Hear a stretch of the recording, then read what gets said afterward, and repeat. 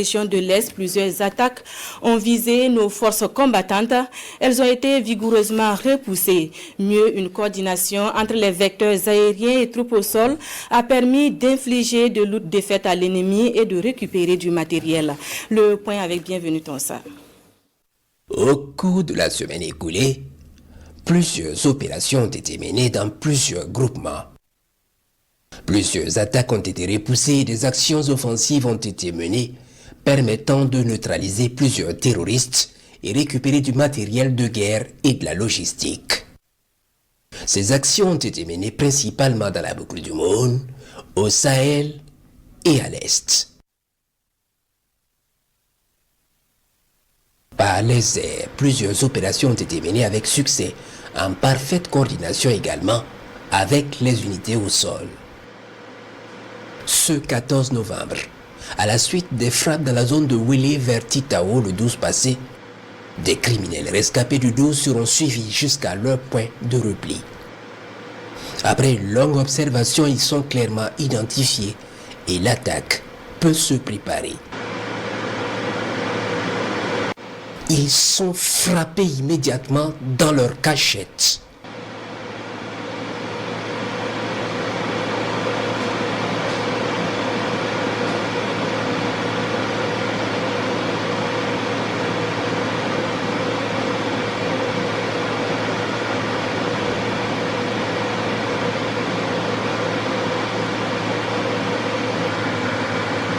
Les autres criminels rescapés autour vont prendre la fuite dans tous les sens.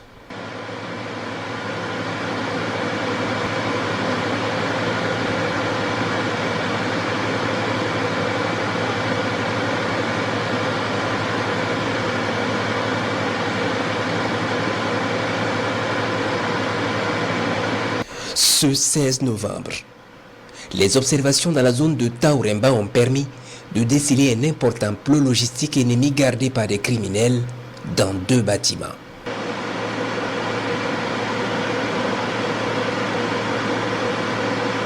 La position est verrouillée, puis frappée efficacement.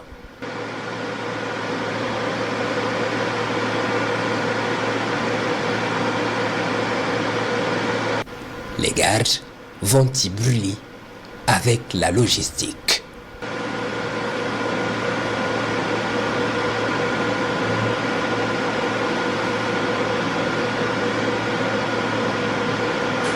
Ce 17 novembre, les observations ont permis de déceler plusieurs criminels à moto sur une position dans la zone de Titao.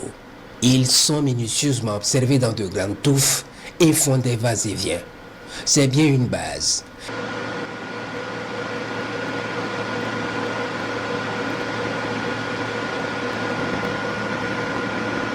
Les vecteurs préparent l'attaque, puis frappent le gros lot.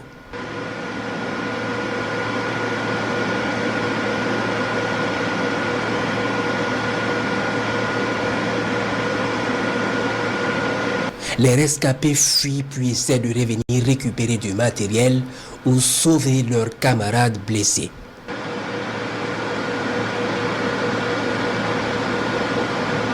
Un deuxième missile va s'abattre sur la position immédiatement en attendant l'arrivée des forces au sol pour achever le travail.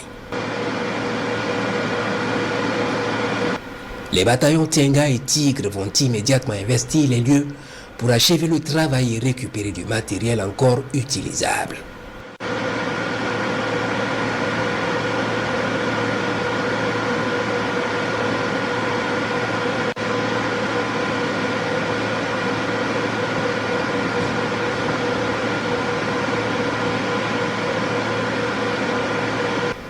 La base est complètement détruite.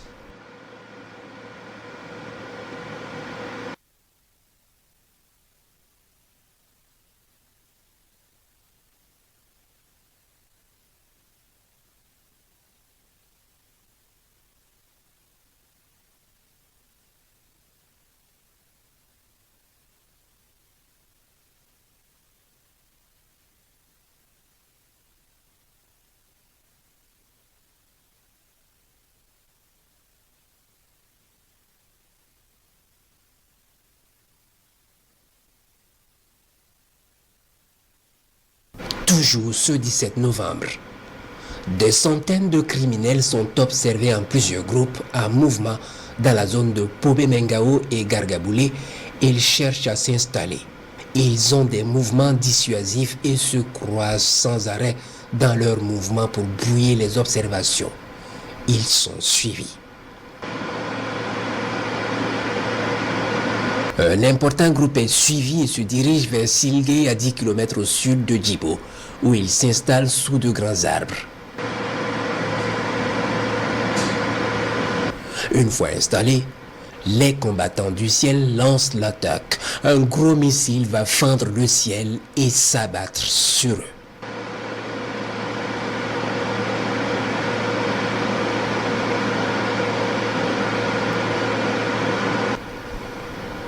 En plein dans le mille, ils vont brûler avec leur logistique et les flammes incandescentes sont visibles depuis le ciel dans cette nuit.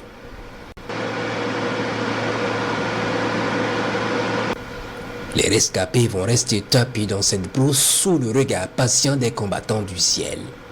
Le lendemain, 18 novembre, croyant le danger éloigné, ils sortent de leur cachette, se reconstituent et redescendent vers Gargaboulé sous le regard des combattants du ciel. Ils sont minutieusement suivis. Ils s'engouffrent dans une petite forêt et s'installent. Ils se croient sauvés. Pourtant, un puissant missile est en vol vers eux. Ils y sont frappés immédiatement.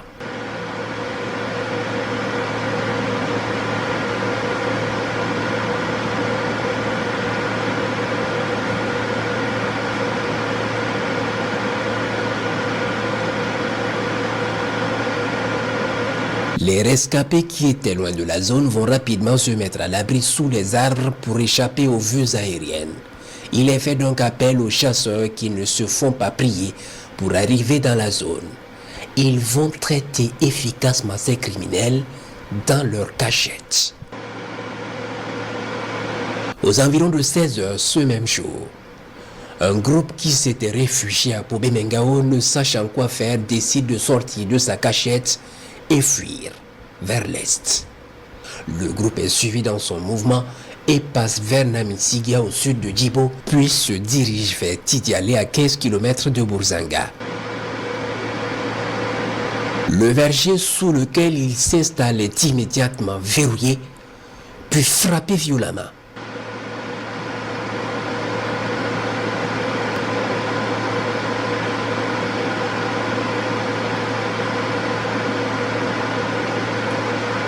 Les rescapés fuient se cacher sous d'autres arbres, mais les vecteurs seront sans pitié. Plusieurs missiles vont les frapper pour les détruire complètement.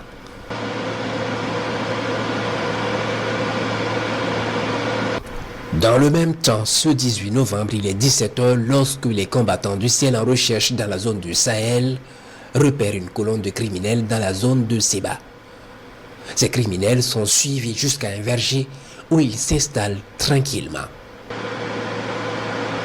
Puis, non loin d'eux, un autre groupe de criminels est repéré dans une école abandonnée tranquillement installée et vacant à leurs occupations funestes. L'attaque des deux groupes est préparée simultanément par les vecteurs. Un premier vecteur va foudroyer le groupe de l'école efficacement.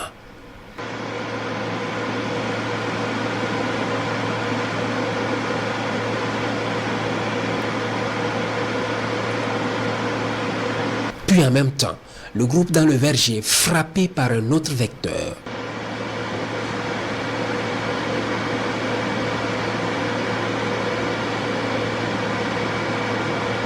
Ils brûlent avec leurs moyens. Puis tard dans la nuit, croyant le danger éloigné, certains criminels rescapés viennent constater les dégâts. Ils sont suivis minutieusement. Ils reprennent la progression vers le village de Waboti à 35 km au nord de Seba. Ils s'installent sous un grand arbre, ils sont immédiatement verrouillés et frappés efficacement. Ce 20 novembre, Il est 6 heures, lorsque les observations permettent de découvrir des criminels sur leur base, en séance d'entraînement matinale dans un hameau à 15 km au sud-est de Nouna.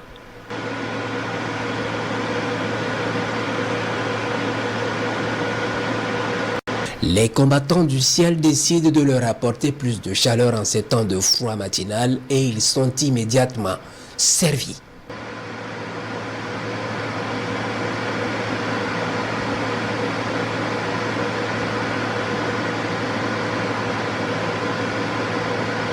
Les rescapés ayant fui se cacher dans les buissons à côté vont être également frappés.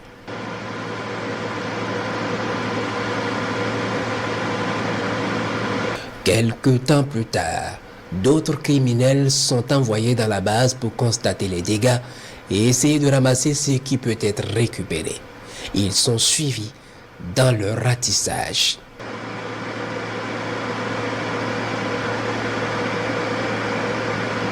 Puis à un moment donné, ils seront interrompus dans leur manœuvre par un missile.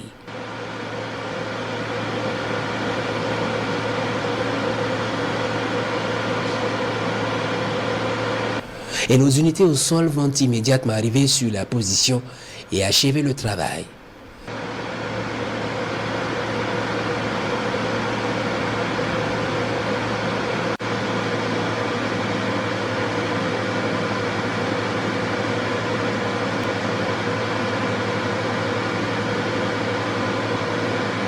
Ils détruisent complètement la base.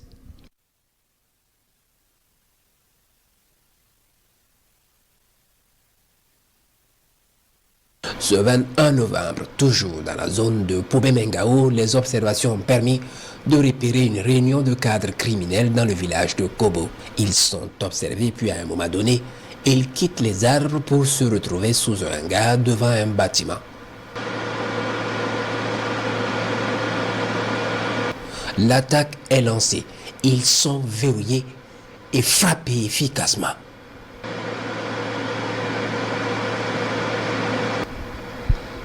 Ils vont cramer dans les flammes.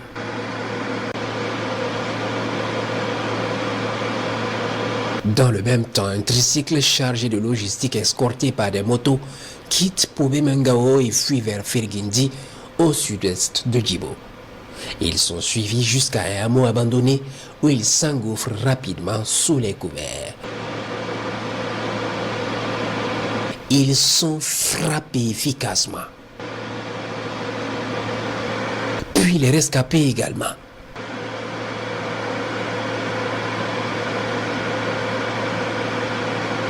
Dans l'après-midi de ce 21 novembre, il est 17h10, lorsque les vecteurs aériens sont alertés d'une attaque criminelle contre le village de Doualigou à l'est.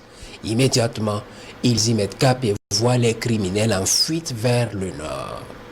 Ils sont suivis jusqu'à Kogossi à 20 km de Yamba où ils s'installent sous de grands arbres.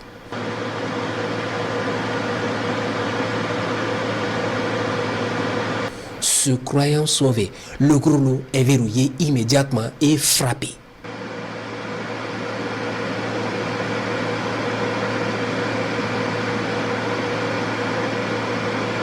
Les opérations se poursuivent.